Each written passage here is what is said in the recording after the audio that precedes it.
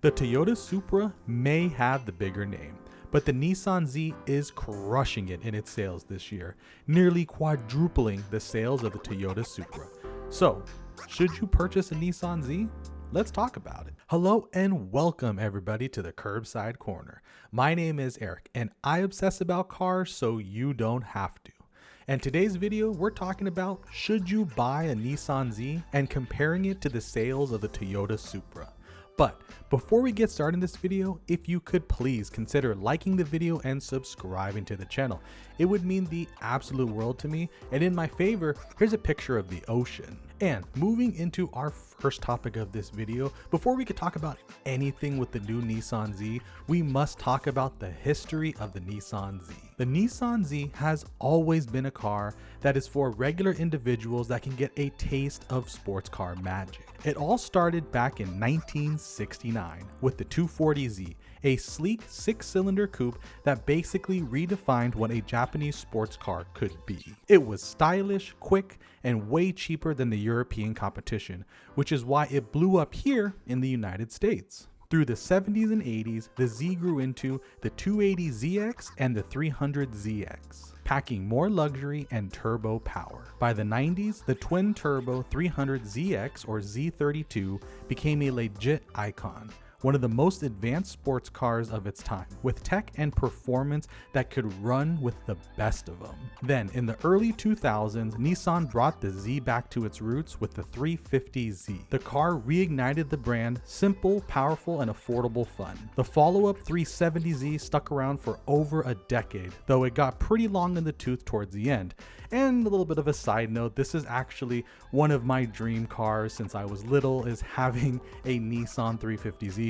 As someone who played a lot of Need for Speed Underground, that car was on the cover and it's actually the first car you get to drive in the game, and I thought that car is fantastic, and I still think that car is just a legit awesome piece of JDM history. And now we've got the newest edition of the Nissan Z, the RZ34.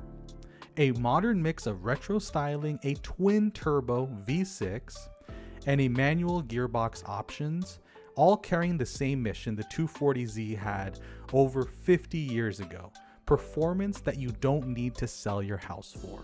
And moving into our next section of this video is something that I wanted to discuss that is extremely interesting to think about. The Nissan Z and the Toyota Supra have always been compared to one another, but this year is something incredibly particular that I'm seeing. The Nissan Z is crushing it in its sales, while the sales of the Toyota Supra are going down significantly. Nissan Z sales through June 2025 are 3,789 units sold, reflecting a stunning 160% year-over-year increase. While moving to the Toyota Supra, sales through mid-2025 are only 1,231 units sold, marking a 17% decline from this time last year. And my thoughts about the Nissan Z and the sales compared to the Toyota Supra sales, it makes total sense. When doing research for this video, I was extremely surprised how cheap I was able to find Nissan Zs for. And I'm not talking about the highest trim, the Nismo, or the super sought after trims. I'm talking about just entry-level base model Nissan Zs. I was seeing them for as low as $39,000 brand new. Now, yes, we're not talking about the highest trim. We're just talking about the entry-level trim. But being able to have a V6 twin turbo car coupe in 2025 with a manual gearbox, that's incredibly cheap. Versus on the counter end, the cheapest Toyota Supra that I could find was literally $38,000, $39,000, almost $40,000, and it already had a ton of miles on it. And also, granted too, we're not talking about the Toyota reliability in these cars. Toyota, they teamed up with BMW to create the Toyota Supra, and so we're actually talking about a car that's more or less a Z4 wrapped in a Toyota body. So we're not talking about the Toyota reliability where, yeah, it's totally fine if you're buying a Toyota Supra with high mileage because it's a Toyota.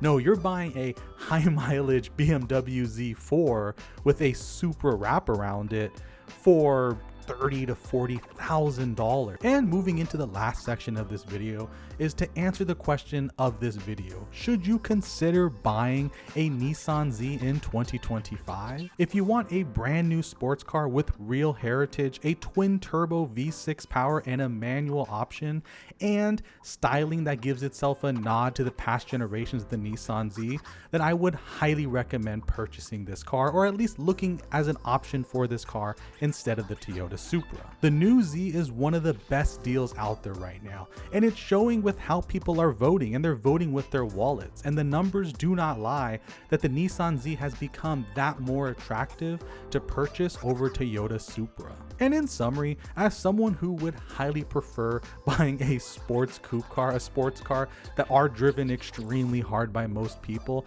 I would 100% consider purchasing a new Nissan Z over a used Toyota Supra. And that is because at the end of the day, you get a brand new car that you can do anything with. You know exactly what's happening with the car. And with the Toyota Supra, you're honestly, with these high mileage and the fact that you're buying a BMW Z4 wrapped in a Toyota Supra, you're buying someone else's problems. And there could be a plethora of issues with those used Toyota Supras instead of just having a brand new Nissan Z. I know I'm gonna sound a little crazy by saying this out loud, but I really truly think that in 2025, it's more worth it to buy a new Nissan Z versus a used Toyota Supra.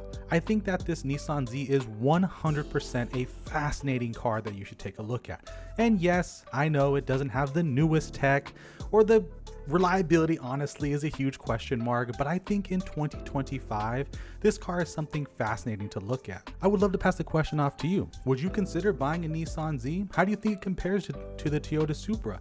I would love to hear your comments down below. But as always, my name is Eric. Thank you so much for pulling up to the curb, and let's keep talking cars.